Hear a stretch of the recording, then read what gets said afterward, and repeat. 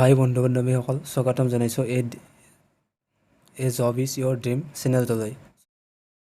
বন্ধু বান্ধৱীসকল, এটা বহুতেই ভাল খবৰ লৈ আহিছোঁ আপোনালোকৰ মাজলৈ।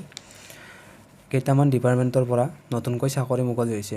ভিডিঅ'টোৰ জৰিয়তে আপোনালোকক জনাই দিম যে এইবিলাক চাকৰিত আপোনালোকে কেনেকৈ এপ্লাই কৰিব বা শিক্ষা অৰ্হতা কিমানলৈ লাগে, লাষ্ট ডেট কোনদিনা হ'ব বা বয়সৰ সীমা কিমান লাগিব আৰু কেনেদৰে এপ্লাই কৰিব লাগিব সকলোবোৰ জনাই দিম। আগতে বন্ধু বান্ধৱীসকল, চেনেলটো যদি নতুনকৈ চাই আছে তেনেহ'লে প্লিজ ছাবস্ক্ৰাইব কৰি দিব। আগলৈ কিবা ভিডিঅ' দিলে ন'টিফিকেশ্যনবোৰ পাই যাব। তেতিয়াহ'লে বেছি পলম নকৰি আমাৰ যিটো মূল ভিডিঅ' আছে সেই ভিডিঅ'টোলৈ আমি ইয়াৰে ধন্যবাদ। NEDFi ইয়াৰে ডেট হ'ব আপোনাৰ 5 তাৰিখ, ছেপ্টেম্বৰৰ 5 তাৰিখ। আমি তললৈ গৈছোঁ আৰু ইয়াতে name of post junior executive officers JEO, no of post 44টা, কেটেগৰী ৱাইজ ভেকেঞ্চি।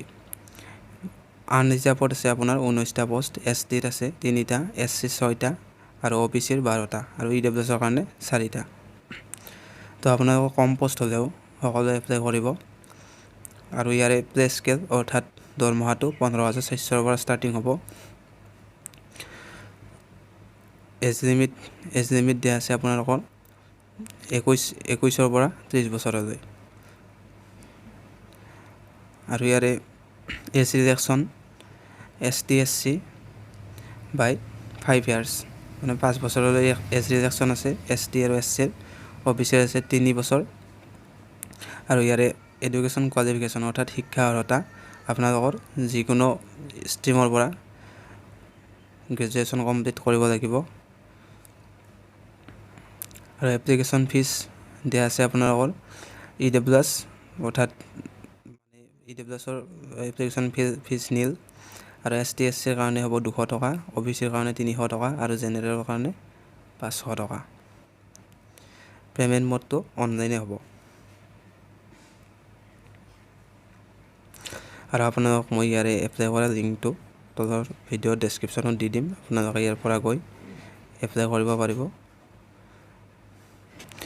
তো বন্ধুসকল, মই আপোনালোকক ছেকেণ্ড অপশ্যনটোলৈ লৈ আহিছোঁ, DRDO ৰিকুৱাৰমেণ্ট 2022।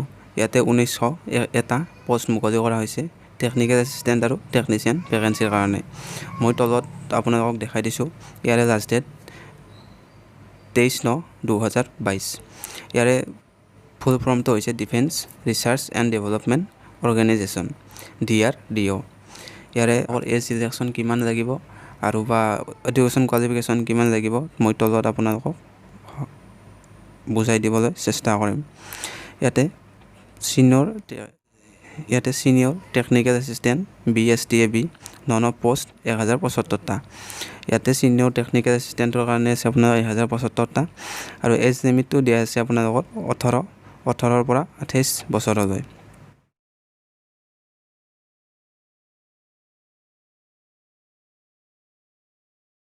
ৰুলছ ইয়াতে এছেঞ্চিয়েল কোৱালিফিকেশ্যন দিয়া আছে bachelor degree in science or diploma in engineering or technology or computer science or allied subjects recognised by AICTE in the following discipline. ইয়াতে আপোনালোকক পষ্টকেইটা দিয়া আছে আৰু ইয়াতে আপোনালোকে দেখা পাইছে নিশ্চয়, তলত পষ্টবিলাক দেখুওৱা হৈছে, আপোনালোকে চেক কৰি ল'ব। ইয়াৰে প্লে লেভেল 35,400ৰ পৰা ষ্টাৰ্ট হ'ব। আৰু 2 নম্বৰ অপশ্যনটো আছে টেকনিচিয়ান ATHA। ইয়াতে পোষ্ট আছে 826টা। এজ লিমিটটো হৈছে ইয়াৰ 18ৰ পৰা 28 বছৰলৈ। ইয়াৰ এডুকেশ্যন কোৱালিফিকেশ্যনটো 10 pass, certificate from a recognised ITI or certificate minimum 1 year duration from recognized institution if the ITI do not award certificate or NTC or NSC in the। আৰু ইয়াৰে পোষ্টবিলাক আপোনালোকে দেখা পাইছে। ইয়াৰে প্লে লেভেল হৈছে 1909ৰ পৰা ষ্টাৰ্ট হ'ব। আৰু আপোনালোকৰ যদি এপ্লিকেশ্যন ফিজৰ কথা ক'বলৈ যাওঁ তেতিয়াহ'লে ST SC PWD ESM আৰু ওমেন ইয়াৰ কাৰণে এপ্লিকেশ্যন ফিজ নাই, অৰ্থাৎ নীল হ'ব।